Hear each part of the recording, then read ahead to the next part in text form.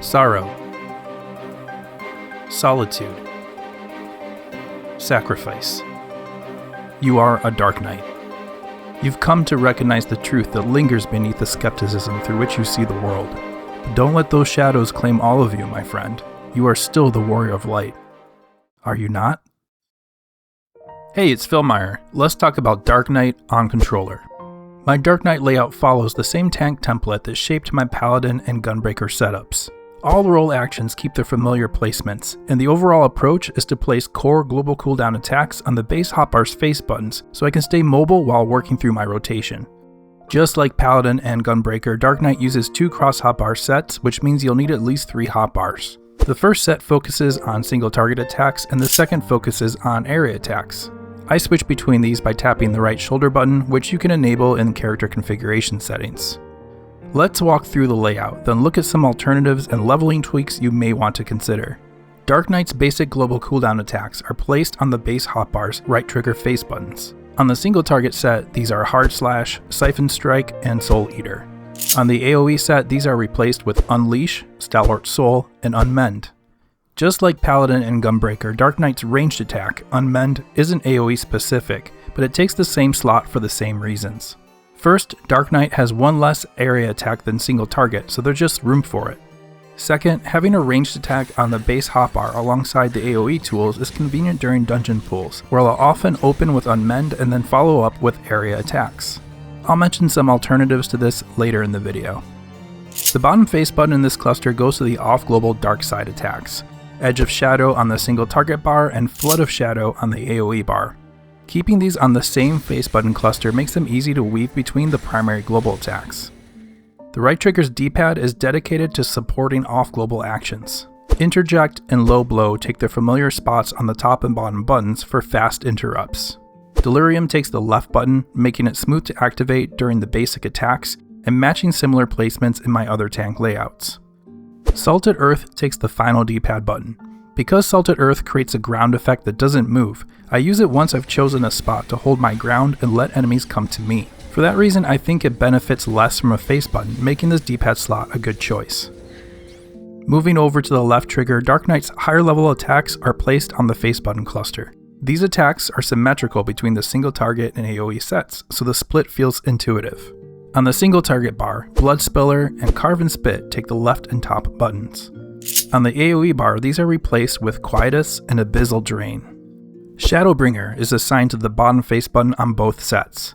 All of these are high value attacks that Dark Knight uses frequently. The right face button is dedicated to Dark Knight's gap closer, Shadow Stride. Just like in many of my other layouts, I prefer to keep gap closers on this button whenever possible. The left trigger's D-pad is dedicated to mitigations with the shortest cooldowns. Reprisal and Rampart take their familiar spots on the left and bottom buttons. Dark Mind, a Dark Knight specific mitigation, is assigned to the right D-pad button. It has a short duration, so timing is key, and keeping it on the base hotbar makes it easy to use when needed. The top D-pad button is what I consider to be Dark Knight's base hotbar bonus slot. I currently have the Blackest Night slotted here, but I don't consider this its primary location. I'll come back to this button after the walkthrough. Moving up to the right trigger of the double cross hotbar, I've placed Dark Knight's advanced mitigation actions on the top and right face buttons. These match my other tank layouts. Because Shadowed Vigil and Living Dead have long cooldowns, the double cross hotbar feels appropriate. Keeping them on face buttons makes them easier to use, but in my opinion, face buttons are a helpful convenience for tank mitigations and not a requirement. Provoke takes the bottom button, matching my tank template and keeping it accessible while moving. Living Shadow takes the final face button in this cluster. Once activated, it transforms into the powerful attack Disesteem. Since the face button is available, we'll use it, and with Living Shadow's long cooldown, the double cross hotbar is a good fit. Shirk and Arm's Length take their usual spots on the D-pad. Shirk can be replaced with a macro that removes the need to target your co-tank in a full party. But as I've warned in other videos, be careful if you choose to go that route because pressing it by accident in a light party will target your healer instead. On the left trigger's D-pad is where I place Grit, Dark Knight's tank stance. It doesn't need frequent use, so this location is perfectly fine. The final face button cluster houses Dark Knight's party assist tools. Dark Missionary, a party-wide mitigation, takes the bottom face button. This placement is easy to reach and matches similar skills in my other layouts.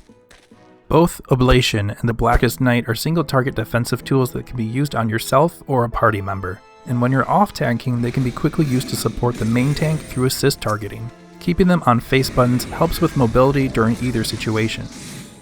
Finally, I keep an emergency potion slotted on all my tank layouts, and it takes the last button in this cluster.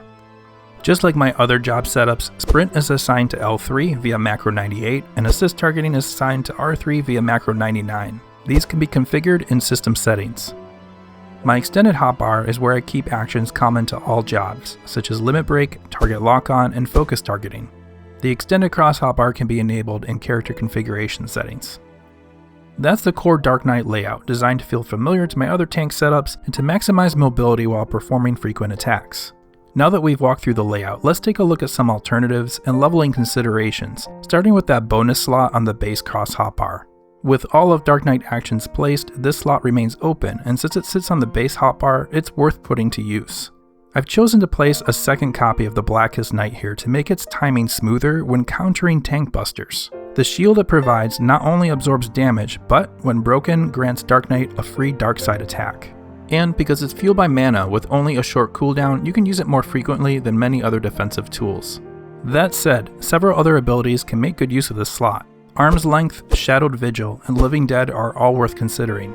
Keeping Arm's Length next to Reprisal can make it easier to fire them off together during large pulls, though you could also achieve that by duplicating Reprisal on the double cross hotbar. Ultimately, I recommend experimenting with a few options here to see which one you like best.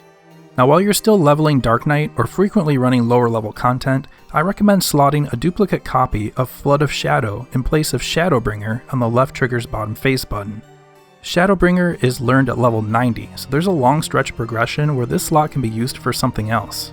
Flood of Darkness, the early version of Flood of Shadow, is learned at level 30, and its single target variant is learned at level 40.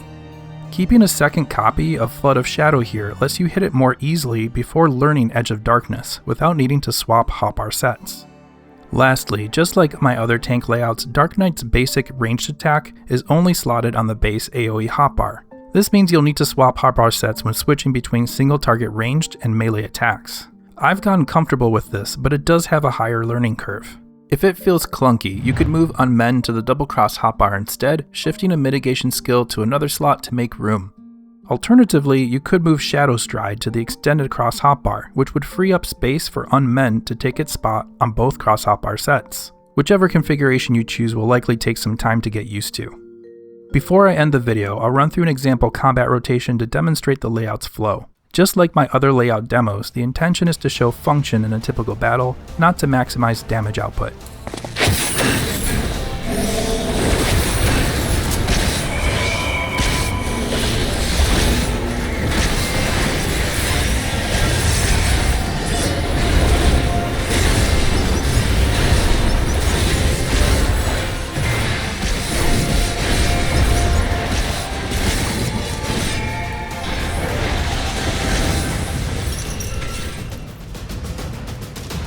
Thank you for watching. If this video was helpful, a thumbs up on your way out is always appreciated. In my next video, I'll be wrapping up the tank layouts with Warrior. See you in the next one.